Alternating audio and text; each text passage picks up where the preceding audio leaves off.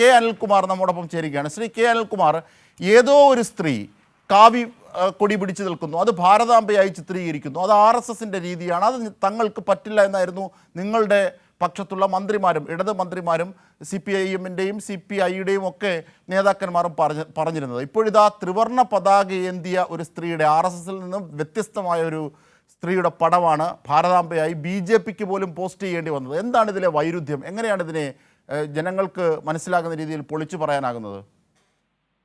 RSSന് ഭരണഘടനയില്ല, RSSന് ഔദ്യോഗികമായ കൊടിയില്ല, RSSന് ഔദ്യോഗികമായ രജിസ്ട്രേഷൻ ഇല്ല. അതുകൊണ്ട് തന്നെ ഗവർണർ അവിടെ പ്രദർശിപ്പിച്ച ഒരു ചിത്രം RSSുമായി ബന്ധപ്പെട്ടതാണ് എന്ന് സ്ഥാപിക്കത്തക്കതായ യാതൊരു തെളിവുകളും നമ്മുടെ മുമ്പിലില്ല. അവിടെ വ്യക്തിപരമായി അദ്ദേഹം ആരും കാണാത്ത വിധം അദ്ദേഹത്തിന്റെ കിടപ്പുമുറിയിലോ മറ്റേതെങ്കിലും ഇടങ്ങളിലോ അത്തരം ഒരു ചിത്രം വയ്ക്കുകയോ പൂജിക്കുകയോ തടയാനാവില്ല. പക്ഷേ സർക്കാരും ഒരു പരിപാടിയിലോ രാജ്ഭവനുമായി ബന്ധപ്പെട്ട പരിപാടിയിലോ അത്തരമൊരു ചിത്രത്തിൽ ഏതെങ്കിലും തരത്തിൽ വിളക്ക് കൊളുത്തുകയോ പൂജിക്കുകയോ ചെയ്യേണ്ടി വരിക എന്ന് പറയുന്നത് കേരളത്തിന് സ്വീകാര്യമല്ല. പക്ഷെ കേരളത്തിലെ കോൺഗ്രസ് നേതാക്കന്മാർ, ബഹുമാനപ്പെട്ട VD സതീശൻ പ്രതിപക്ഷ നേതാവ്, മുമ്പും ഇത്തരമൊരു ചിത്രത്തിന് മുന്നിൽ വിളക്ക് കൊളുത്തുന്നത് നമ്മുടെ മുമ്പിൽ ദൃശ്യങ്ങളിൽ ലഭ്യമാണ്. ഇടതുപക്ഷ മന്ത്രിമാർ കോൺഗ്രസുകാരെ പോലെയല്ല. LDFിലെ മന്ത്രിമാർ അതിൽ നിന്ന് കൃത്യമായി അപകടം തിരിച്ചറിഞ്ഞ് അകലം പാലിക്കുന്നവരാണ്. കോൺഗ്രസും BJPയും തമ്മിലുള്ള അകലം നേർപ്പില്ലാതെയായപ്പോഴാണ് VD സതീശൻ യാതൊരു ചാഞ്ചല്യമില്ലാതെ അത്തരമൊരു ചിത്രത്തിന് മുന്നിൽ വിളക്ക് കൊളുത്തിയത്. അതിനുശേഷം ഇപ്പോഴും അത് തെറ്റാണ് എന്നവർ അദ്ദേഹം തുറന്നു പറയാത്തത്. ഈ വിവാദം വന്നപ്പോഴും എനിക്ക് തെറ്റുപറ്റി അന്നത് ചെയ്തതില്ലെന്ന് അദ്ദേഹം വെളിപ്പെടുത്തിയിട്ടില്ല. ഇപ്പോൾ ഇടതുപക്ഷത്തിന്റെ ഈ പോരാട്ടം ദേശീയ മാനങ്ങൾ കൈവരിച്ചിരിക്കുകയാണ്. ആ ദേശീയ മാനങ്ങൾ കൈവരിച്ചത് കൊണ്ടാണ് BJPക്ക് നിലപാട് സ്വീകരിക്കേണ്ടി വന്നത്. മുമ്പ് നമ്മൾ ഇത്തരമൊരു ചിത്രം കണ്ടിരുന്നു.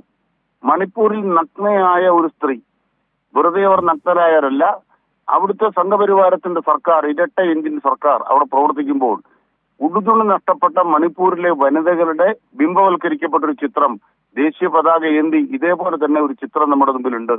അത്തരമൊരു ചിത്രത്തിന് മുന്നിലാണ് നമ്മൾ ആദരവ് അർപ്പിക്കുന്നെങ്കിൽ അത് ഭാരതാംബയല്ല, ഉടുതുണി നഷ്ടപ്പെട്ട ഭാരതത്തിലെ അമ്മമാരുടെ പ്രതീകമാകും. അതിനെ ഉയർത്തിപ്പിടിക്കാൻ ഇടതുപക്ഷം തയ്യാറാകും. പക്ഷെ ഇവിടെ ഇന്ത്യ എന്ന രാജ്യത്തിനെതിരായി ഭാരതമെന്ന നമ്മുടെ സമൂഹത്തിനകത്തെ ചാതുർവർണ്ണ സംസ്കാരത്തിന്റെ ഒരു മറ്റൊരു ഇടം സൃഷ്ടിക്കാനുള്ള സംഘപരിവാരത്തിന്റെ ബോധപൂർവമായ കടന്നാക്രമണപരമായ നീക്കമാണത്. മുമ്പ് വന്ദേ മാതരം എന്ന ആ കവിതയിലെ 2 സ്റ്റാൻസുകൾ ബ്രിട്ടീഷ് ഭരണകാലത്ത് നിരോധിക്കാനിട വന്നു.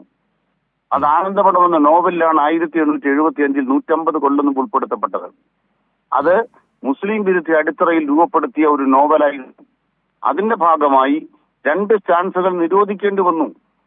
അപ്പോൾ ഒരു ബിംബത്തെ ഇന്നത്തെ സമൂഹത്തിന് മുന്നിൽ അടിച്ചേൽപ്പിക്കാനുള്ള നീക്കത്തിനെതിരായ പോരാട്ടത്തിൽ ബ്രിട്ടീഷുകാർക്ക് തലകുനിച്ചു, അവർ നിരോധിച്ചു. ഇതാണ് ഇന്ത്യ ചരിത്രം. ആ ചരിത്രത്തിന്റെ ആവർത്തനം ആറിലേക്കറല്ല ഏത് ഗവർണർ തീരുമാനിച്ചാലും നമ്മുടെ രാജ്യത്ത് നടക്കാൻ പോകുന്നില്ല എന്ന് പ്രതിരോധത്തിന്റെയും പോരാട്ടത്തിന്റെയും കോട്ട കേരളം തെളിയിക്കുന്നു. തീർച്ചയായും അത് മതേതരത്വത്തിന്റെയും ഇടത് കരുത്തുമാണ് താങ്കൾ സൂചിപ്പിച്ചത്. ആ പ്രതിരോധം അത് ഞങ്ങൾ കണ്ടുവരികയായിരുന്നു കേരളത്തിലെ ജനങ്ങൾ.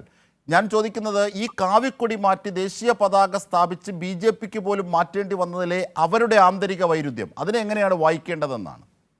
അല്ല, സാധാരണഗതിയിൽ എല്ലാ കാര്യങ്ങളും ചെയ്തു വെച്ചിട്ട് മാറ്റിവെക്കുന്ന ചെയ്തുകൊണ്ടിരിക്കുന്നത് RSS ചെയ്തുകൊണ്ടിരിക്കുന്നത്. ഇത് ഒരു അടവുപരമായ പിന്മാറ്റമായി ഒരു മാപ്പ് പറയലായി കരുതിയാൽ മതി. ദേശീയ പതാക ആംബരമൊന്നും നമ്മുടെ മുമ്പിലില്ല. ഭരണഘടന അംഗീകരിക്കാത്ത ഒരു ബിംബവും പൊതുമണ്ഡലത്തിലില്ല. അതുകൊണ്ട് തന്നെ അത്തരം ഒരു മണ്ഡലത്തിനകത്ത് അത്തരം ഒരു സൃഷ്ടിയെയും നമ്മൾ അംഗീകരിക്കുന്നില്ല.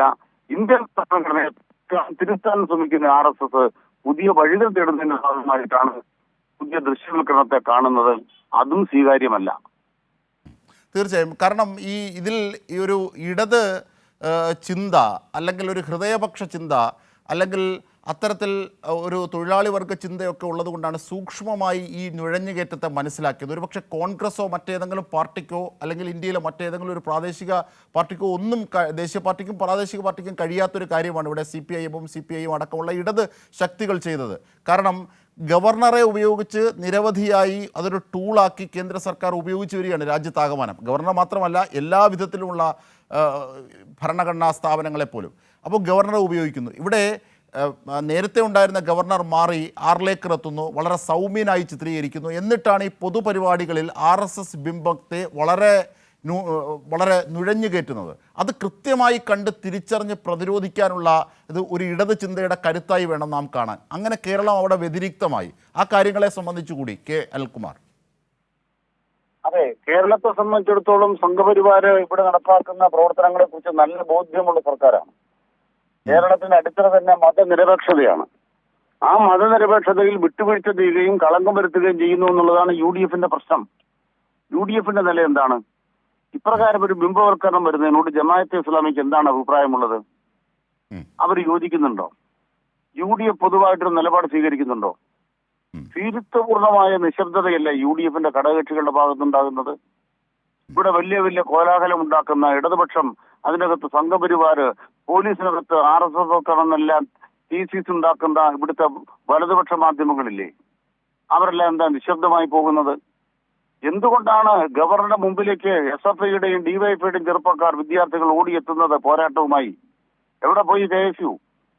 ഇന്നലെ ഈ മുഖ്യമന്ത്രിക്കെതിരെ ഈ നിലമ്പൂർ തെരഞ്ഞെടുപ്പിന് ശേഷവും കരിങ്കുടിയായിട്ട് 4 യൂത്ത് കോൺഗ്രസുകാർ ഇറങ്ങുന്നത് കണ്ടു. എന്താണ് അതിന്റെ അർത്ഥം? എന്താണ് മുഖ്യമന്ത്രിക്കെതിരായ അവരുടെ പ്രതിഷേധം? എന്ത് കുറ്റമാണ് മുഖ്യമന്ത്രി ചെയ്യുന്നത്? ഗവർണർക്കെതിരായി പ്രതിഷേധമില്ല. അതിനർത്ഥം എന്താണ്?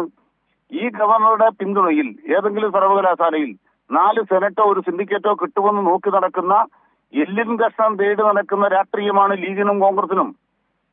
ഗവർണർ ആരിഫ് മുഹമ്മദ് ഖാന്റെ അടുക്കളയിൽ ചെന്ന് കയറി കടലാസ് എഴുതി കൊടുത്ത് ആ ലിസ്റ്റിൽ നിന്നും തങ്ങളുടെ പ്രവർത്തകരെ സെനറ്റിലേക്കും സിൻഡിക്കേറ്റിലേക്കും കൊണ്ടുവന്നപ്പോൾ അത് ഞങ്ങള് RSSകാരുടെ കൂടെ കൂടിയിരിക്കുന്നത് ഞങ്ങളുടെ അവകാശമാണെന്ന് പറഞ്ഞതാണ് കേരളത്തിലെ KPCCയുടെ പ്രസിഡന്റ് ശ്രീ K സുധാകരൻ. ഇത് നമ്മൾ കണ്ടതാണ്. ഇന്നും രാജിവെച്ചിട്ടില്ല. ആരിഫ് മുഹമ്മദ് ഖാന്റെ നോമിനികളായി സെനറ്റിലും സിൻഡിക്കേറ്റിലും വന്ന ഏതെങ്കിലും UDF നോമിനി രാജിവെച്ചിട്ടുണ്ടോ? അവര് ആർലേക്കറോട് നിശബ്ദത പുലർത്തുന്നത് ആർലേക്കർ അവരുടെ ആരെയെങ്കിലും സിൻഡിക്കേറ്റിലോ സെനറ്റിലോ തിരികെ കയറ്റുമെന്ന പ്രതീക്ഷയിലാണ്. ഇങ്ങനെ അപ്പകഷ്ണത്തിന് വേണ്ടി സ്വന്തം രാഷ്ട്രീയം അടിയറ വെക്കുന്ന കേരളത്തിലെ പ്രതിപക്ഷം ഈ കേരളത്തിന് ഭാരമാണ്. അവര് BJP ഒളിച്ചു കിടന്നതിനെ മനസ്സിലാകാത്തത് കൊണ്ടല്ല, ആ ഒളിച്ചു കിടന്നതിന്റെ മറവിൽ തങ്ങൾക്ക് എന്ത് കിട്ടുമെന്ന രാഷ്ട്രീയ ലാഭം തേടിക്കൊണ്ടിരിക്കുകയാണ്. ഇതൊക്കെ തുറന്നു കാട്ടപ്പെടുകയാണ്. തിരിച്ചറിയുന്ന കേരളത്തെയാണ് ഇന്ന് നമ്മൾ കണ്ടുകൊണ്ടിരിക്കുന്നത്. തീർച്ചയായും K. അനിൽകുമാർ, വളരെ നന്ദി ഈ ഘട്ടത്തിൽ ഞങ്ങളോട് സഹകരിച്ചതിന്.